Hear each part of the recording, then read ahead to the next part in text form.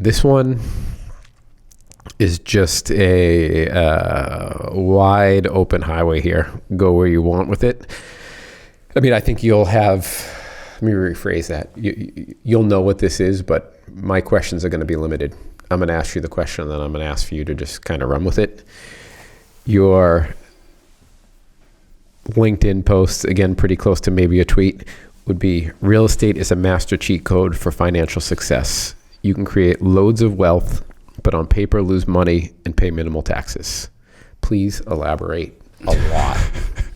Well, it's a cheat code. You have to get to level 10 before you get the cheat code. No. That is a very enticing statement with very little detail. Yeah. So I will caveat this by saying this applies to active real estate investors for the most part. So, which I am. Oh, forget it. I just want passive income. Yeah, right. Yeah. So we're going to go down that whole code. We could riff on the passive income, knuckleheads. Passive income doesn't exist. By the way, if you think it exists, you're not working hard enough. Yeah, my favorite is your brother refers to a lot of these people that talk that way as wannabe Grant Cardones. Yes, exactly. Yeah. Guests of the federal penitentiary system. So I love it. So why would I say that real estate's a master cheat code for life, really, in a lot of ways? Oh, he's up in the ante here. The government has chosen to incentivize real estate for whatever reason, and the owning and developing of real estate. And they incentivize that by allowing us to depreciate the real estate on our taxes. So I'll try not to get too in the weeds here. There's real depreciation and there's paper depreciation, or what the IRS calls depreciation. So real depreciation, when you think about it, is I built a house. That's actually, even though it's an appreciating asset in value over time, your house is getting worth more, it is depreciating in the fact that the siding is rotting and it needs to be painted. It's a depreciating asset, right? You buy a car, it's a depreciating asset. It's worth less every year that you own a car, almost invariably, with very few exceptions. You buy a boat, it's a depreciating asset. You buy a plane, it's a depreciating asset. Real estate is unique in that it is actually always an appreciating asset, yet the government considers it a depreciating asset. And what they let you do is take the value of that real estate and write it off on your taxes as if you lost it every year. They have a formula that basically says your real estate, I'm just going to use round numbers, so please nobody correct me on this because there's a lot of nuance on this in the code. So I don't want to take the incoming over 27 years versus 27 and a half, all this nonsense. Forget it. Broadly speaking, the government says, listen, your real estate's only going to last 27 years. So you built a building today. In year 27, it's worthless. That's how the government views it. So they say, you bought a building for $27 million today. We're going to let you write off $1 million per year for 27 years on your taxes. And what that really means is you get a $1 million paper loss. Yep. So your building could make money. You can earn money on your taxes, on your paycheck, whatever. And it's all offset by this $1 million fake loss that the government gives you every year.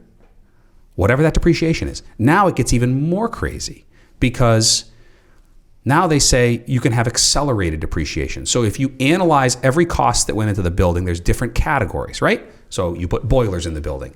And the government says boiler, and again, I'm making up what this number is. I don't know off the top of my head how boilers depreciate. But they say, all right, you put boilers in the building, boilers depreciate in 10 years. You put technology in the building, technology depreciates in 4 years. You put carpets in the building, that depreciates in 7.5 years. And it's got this huge schedule. And they accelerate all the depreciation to the front end. So you paid $27 million for this building. You do a cost segregation study on it, they call it. And in year one, maybe you get a $5 million loss.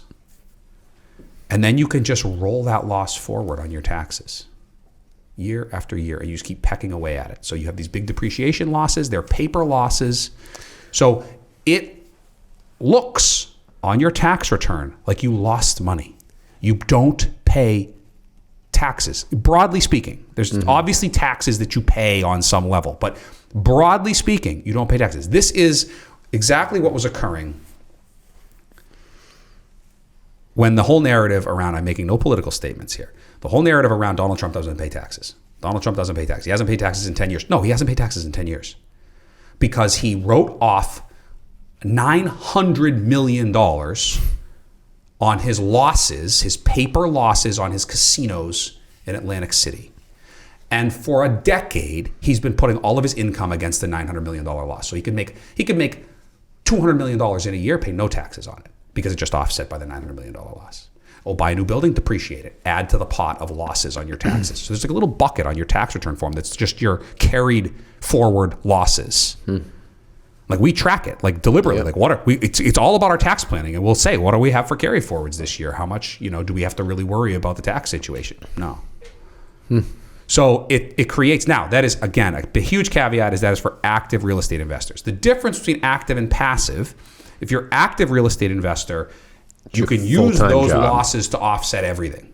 And and what defines that, and obviously none of this is tax advice, is if you're full-time in the real estate business. If you're full-time a real estate investor. I am a full-time real estate investor. In the construction business, yada, yada, yada. I'm an active real estate participant. I'm an active investor. Yep.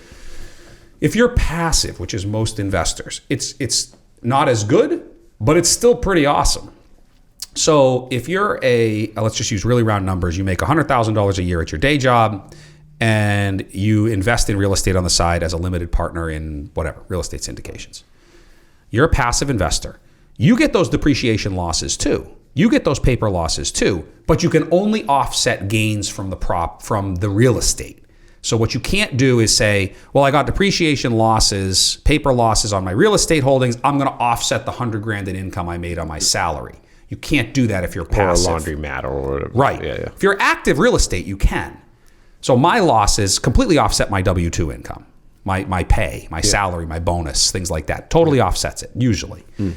If you're passive, you're still going to pay taxes on your salary, but what you can do is the income you're making off of the property is offset by the depreciation, typically. So you'll get a lot of times, we're in the situation a lot of times where investors will say, why did I get a K1 that said I had a loss of $10,000? My K1, my tax document says I lost $10,000 last year, but I actually got $30,000 in distributions from the property. We'll say, well, because you actually got $30,000 in income from the property, but on paper, because of depreciation, 40. you got $10,000 in losses. So it creates this really interesting scenario where you're actually creating tons of wealth.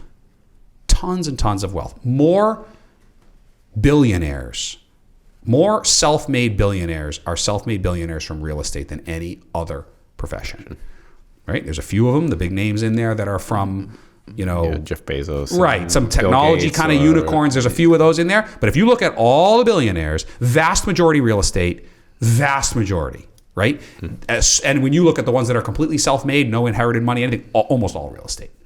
So it's an incredible way to build wealth, pay very minimal taxes in that specific arena, and have it look like you're actually taking losses. I mean, that's what they're. And look, this isn't gaming the system.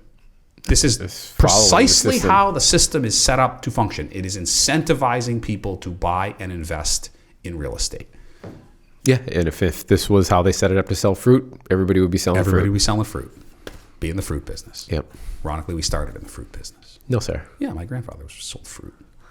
Oh, I love it. Yeah, little fruit cart. Do you get any good pictures? No.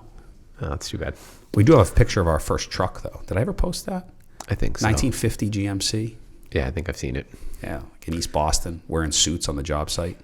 Literally, awesome. like neckties. Like, guys, what was with the neckties on the job site? Yeah. A couple good ones with guys in suspenders, too. Those were. Yeah, suspenders, neckties. It's like, guys, the hat, you have to wear a fedora. You're banging concrete forms together. We could take the fedora off. Yeah, it's a different world. Different world. Awesome.